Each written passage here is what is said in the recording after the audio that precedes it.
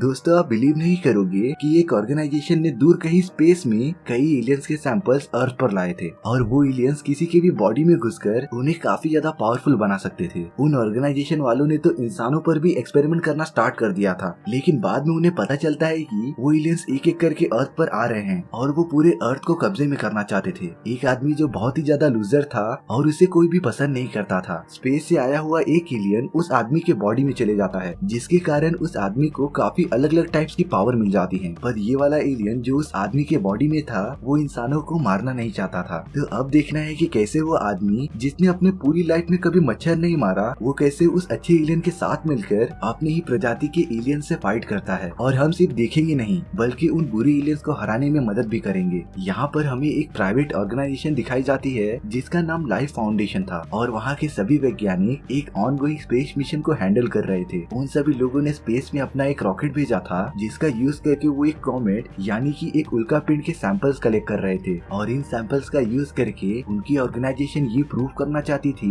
कि अंतरिक्ष में भी जीवन हो सकता है। वो लोग वहाँ से 4 सैंपल्स कलेक्ट करने में कामयाब हो जाते हैं, लेकिन जब उनका स्पेसशिप अर्थ पर आ रहा होता है तो वो कुछ टेक्निकल प्रॉब्लम्स की वजह से खराब हो जाता है और उसमें से एक सैंपल बाहर निकल कर गिर जाता है। वो स्पेसशिप जमीन पर गिरने के बाद उनकी ऑर्गेनाइजेशन उसे देखने जाती है। उन्हें वहाँ पर तो 3 सैंपल मिल गए थे, लेकिन एक सैंपल तो मिसिंग था और यहाँ पर पता चलता है कि वो सभी सैंपल्स जिंदा थे जिन्हें सिम्बियोट कहा जाता था और लाइफ फाउंडेशन वालों को इस बारे में पहले से पता था, इसीलिए वो उन एलियंस के सैंपल्स को कलेक्ट करके उन पर एक्सपेरिमेंट करना चाहते थे। वो एलियन जो बाकी सभी से अलग होकर गिर गया था वो एक आदमी के बॉडी के अंदर चले जाता है, जिससे उस आदमी की हालत काफी ज्यादा खराब होने लगती है। ये सारी चीजें लाइफ फाउंडेशन का सीईओ भी देखता रहता है जिसका नाम ड्रेक था और उसकी पूरी टीम को समझ ही नहीं आ रहा था कि वहाँ हो क्या रहा है। तभी उस आदमी को जिसके बॉडी में वो एलियन घुस गया था उसे एम्बुलेंस में लेके जाया जा रहा होता है। तभी वो आदमी अचानक से उठ जाता है और सामने एक औरत पर हमला कर देता है। अब उसके हाथ एकदम बड़े और काले हो गए थे जो कि उस आदमी के बॉडी में वो एलियन कर रहा था, लेकिन अब वो उस औरत के बॉडी में चले जाता है। जब वो औरत एम्बुलेंस से बाहर निकलती है तो वो एकदम अजीब बिहेव कर रही थी क्योंकि उसके बॉडी में अब वो एलियन घुस चुका था। वो तो उस औरत के पैर पर लगे हुए चोट को भी ठीक कर देता है और इस बात से हम उन एलियंस के पावर्स का अंदाजा लगा सकते हैं। वो औरत तो अकेले ही वहाँ से चली जाती है।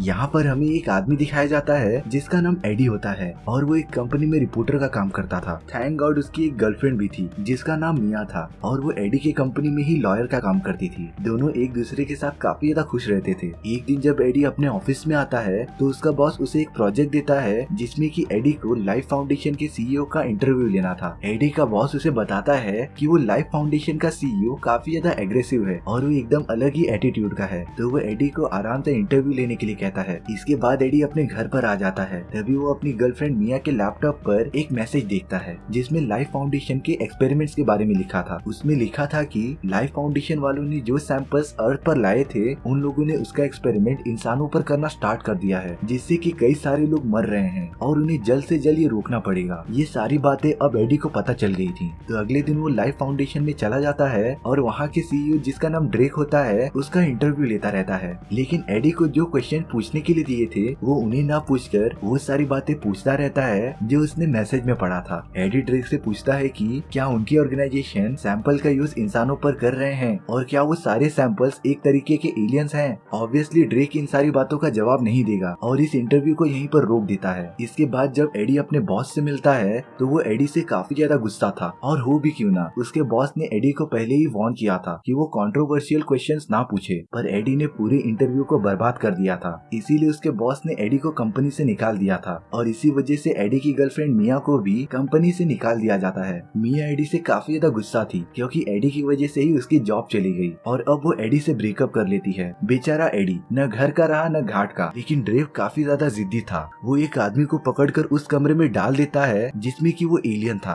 और वो उसे वहाँ से आजाद भी कर देता है, जिससे कि वो एलियन उस आदमी के बॉडी में चले जाता है। कुछ टाइम तक वो आदमी एकदम स्टेबल रहता है और उसके बॉडी में कुछ भी चेंजेस नहीं दिखाई देती, पर तभी वो एलियन उस आदमी के बॉडी से निकलने लगता है और वो उस आदमी को पूरी तरीके से मार देता है। ये देखकर ड्रेक काफी ज्यादा निराश हो जाता है क्योंकि वो एलियन उन्हीं के बॉडी में रह सकता था जो कि उनके काबिल हो। जिनके बॉडी में वो एलियंस जाते थे वो अगर 1% भी उनके लायक नहीं होता तो वो एलियंस उन्हें मार देते थे, जैसा कि हमने अभी देखा। यहाँ पर एक साइंटिस्ट होती है जिसका नाम डोरा होता है और उसे ये सब बिल्कुल पसंद नहीं था कि ड्रेक उन एलियंस का एक्सपेरिमेंट इंसानों पर कर रहा है जिससे मासूम लोगों की जाने जा रही हैं। वो इस सबको कैसे भी करके रोकना चाहती थी और वो तुरंत एडी के पास चले जाती है क्योंकि उसे पता था कि सिर्फ एडी ही उसकी मदद कर सकता है। और हाल ही में एडी ने ड्रेक का इंटरव्यू लिया था जिसमें कि उसने ड्रेक से ऐसे ऐसे क्वेश्चंस पूछे थे जिसका जवाब ड्रेक नहीं देना चाहता था। डोरा एडी को ड्रेक के एक्सपेरिमेंट्स के बारे में सब कुछ बताती है कि वो कैसे इलीगली स्पेस से लाए गए कुछ एलियंस के सैंपल को इंसानों के ऊपर यूज कर रहा है जिससे कई मासूम लोगों की जाने जा रही हैं। एडी को तो ये सब पहले से ही पता था लेकिन डोरा की बातें सुनकर वो बिल्कुल कंफर्म हो जाता है और वो ड्रेक की ऑर्गेनाइजेशन में चला जाता है उन एलियंस के बारे में पता लगाने के लिए। एडी वहाँ पर आकर उन सभी की फोटो खींचता रहता है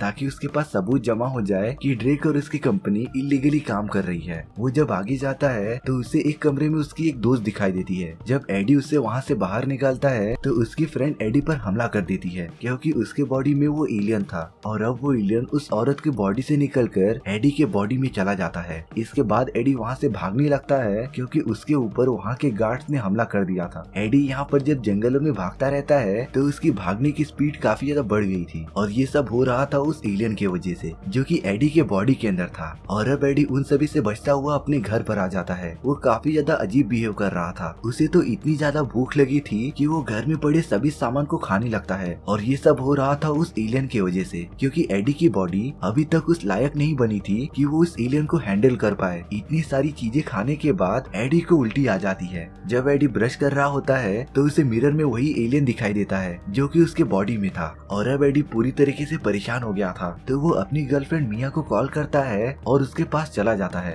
मिया रेस्टोरेंट में एक लड़की को डेट कर रही थी। जब एडी वहाँ पर पहुँचता है तो वो मिया को सब कुछ बताता है कि कैसे वो एलियन उसके बॉडी में है और अब उसके साथ कुछ अजीब अजीब चीजें हो रही हैं। पर एडी वहाँ पर भी खुद को कंट्रोल नहीं कर पाता और दूसरों के लाए गए ऑर्डर्स को खाने लगता है। देखकर तो ऐसा लग रहा था कि एडी पूरी तरीके से पागल हो गया है। एडी को तो काफी ज्यादा गर्मी लग रही थी तो वो एक फिश टैंक में जाकर सो जाता है। यहाँ पर ड्रेक को पता चल गया था कि एडी के बॉडी में अब एक एलियन है तो वो अपने आदमियों को एडी को पकड़ने के लिए भेजता है। पर एडी अब नॉर्मल एडी नहीं था, उसके पास उस एलियन के पावर्स आ चुकी थी और जब ड्रेक के लोग एडी को पकड़ने जाते हैं तो एडी उनसे आसानी से बच जाता है और उन्हें चकमा देकर वहाँ से बाइक पे से भागते रहता है। ड्रेक अपने ड्रोन का यूज करके ये सब देख रहा होता है और वो ये देखकर गुस्सा नहीं होता कि एडी के बॉडी में वो एलियन है, बल्कि वो खुश होता है क्योंकि उस एलियन ने एडी के बॉडी को एक्सेप्ट कर लिया है और एडी उस एलियन का यूज करके ड्रेक के लोगों से काफी आसानी से बचता रहता है जैसे कि कोई जेम्स बॉन्ड की मूवी चालू हो। पर कुछ ही दूर जाने के बाद एडी का एक कार के साथ एक्सीडेंट हो जाता है और एडी को काफी ज्यादा चोट आई थी। उसके तो हाथ और पैर पूरी तरीके से टूट गए थे।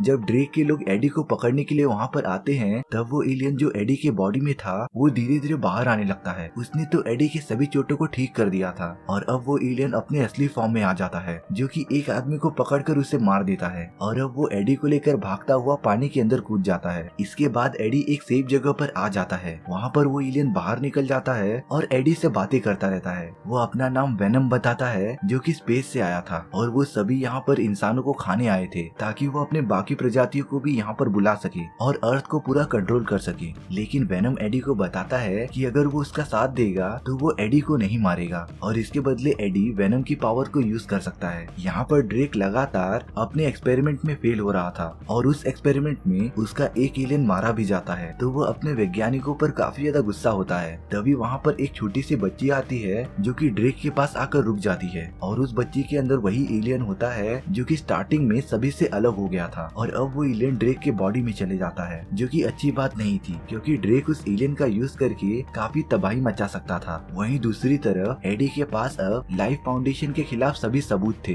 तो वो उन्हें लेकर अपनी कंपनी में आ जाता है जहाँ पर पहले वो काम किया करता था। वो उन सबूत को वहाँ पर रख देता है और वहाँ से जाने लगता है। तभी एडी के सामने मिलिट्री के कुछ लोग आ जाते हैं जो कि उसे चारों तरफ से घेर लेते हैं। लेकिन उन लोगों को क्या पता था कि एडी वेनम के साथ मिलकर उन सभी की धुलाई करने वाला है। एडी पूरी तरीके से वेनम में कन्वर्ट हो जाता है और उन लोगों पर हमला करता रहता है। वो तो उन सभी को उठाकर आसानी से फेंक रहा था। वेनम पर तो गोलियों का कुछ भी असर नहीं हो रहा था। लेकिन तभी वहाँ पर मिया आ जाती है जो कि वेनम को देखकर काफी ज्यादा डर जाती है। वेनम तुरंत एडी में कन्वर्ट हो जाता है और मिया को रोकने उसके पास जाता है। मिया एडी से उसके साथ चलने के लिए कहती है क्योंकि मिया को लग रहा था कि एडी की तबीयत काफी ज्यादा खराब है। तो वो एडी को हॉस्पिटल में लेके आ जाती है जहाँ पर उसका MRI होता है और तभी वेनम एडी के बॉडी से बाहर निकलने लगता है। एडी तो काफी ज्यादा खुश होता है कि वेनम उसके बॉडी से बाहर निकल गया और वो भी यही चाहता था। लेकिन एडी को ये नहीं पता था कि अब वो वेनम के बिना एक पल पल भी जिंदा नहीं रह सकता। एडी जैसे ही वहाँ से बाहर निकलता है उस पर ड्रेक के लोग हमला कर देते हैं और उसे बेहोश करके अपने साथ लेकर चले जाते हैं। वो लोग एडी को ड्रेक के पास लेके आ जाते हैं। ड्रेक उससे पूछता है कि वेनम कहाँ है, पर एडी तो हंसते हुए जवाब देता है वेनम उसके बॉडी से पूरी तरीके से निकल चुका है। और ये बात सुनकर ड्रेक एक एलियन में कन्वर्ट हो जाता है जिसका नाम राइट था, जो ड्रेक को उसी बच्ची के बॉडी में मिला था।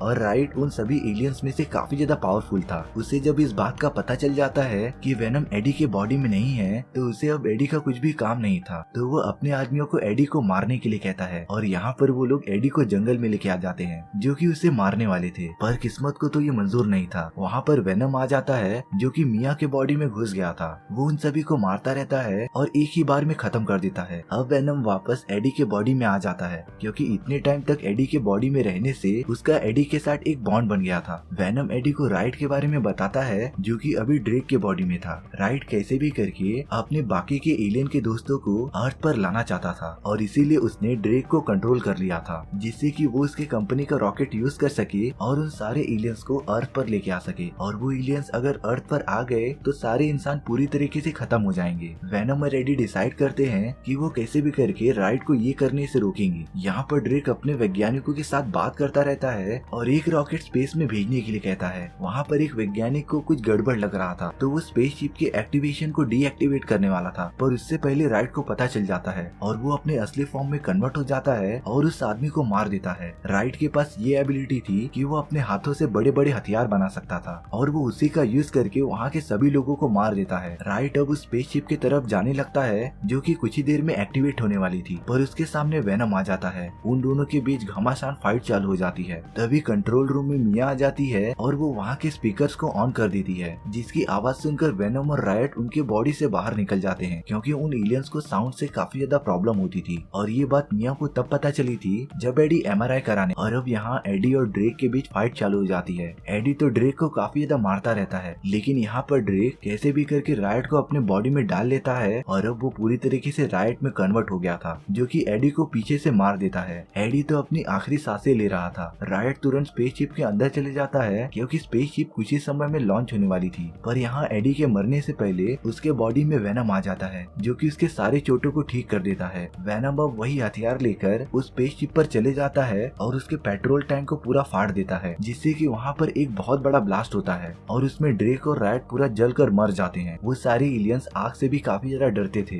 वेनम भी उस आग के चपेट में आ जाता है, पर वो एंड टाइम पर भी एडी की मदद कर रहा था और एडी पानी के अंदर गिर जाता है। इसके बाद सब कुछ ठीक हो जाता है और अब एडी को रिपोर्टर की नौकरी वापस मिल गई थी। मिया को लग रहा था कि उस धमाके में वेनम मर चुका है और वो अब एडी के बॉडी में नहीं है, पर ऐसा कुछ भी नहीं था। एडी रास्ते में वेनम से बातें करता रहता है और वेनम को समझाता रहता है कि वो कुछ भी हो जाए मासूम इंसानों को नहीं खाएगा। हाँ, वेनम क्रिमिनल्स और बुरे आदमियों को खा सकता है क्योंकि वेनम को भी काफी ज्यादा भूख लगती थी। एडी जब एक स्टोर में आता है तो वहाँ पर एक आदमी आ गया था जो कि दुकानदार को गन दिखाता है और उसके सारे पैसे छीनने लगता है। एडी ने तो वेनम को साफ साफ कहा था कि वो बुरे लोगों को खा सकता है, तो वेनम अपने असली फॉर्म में आ जाता है और उस आदमी को एक ही बार में पूरा खा जाता है। और इसी के साथ हमारी ये स्टोरी यहीं पर खत्म हो जाती है। सो व्यूअर्स, आपको ये स्टोरी कैसी लगी प्लीज कमेंट सेक्शन में बता दो, और अगर आपको मेरा एक्सप्लेनेशन 1% भी अच्छा लगा हो तो वीडियो को लाइक एंड चैनल को सब्सक्राइब जरूर कर लेना, क्योंकि इससे मुझे मोटिवेशन मिलता है आपके लिए इसी तरीके की मजेदार स्टोरीज लाने के लिए। तो मिलते हैं नेक्स्ट वीडियो में। सी या।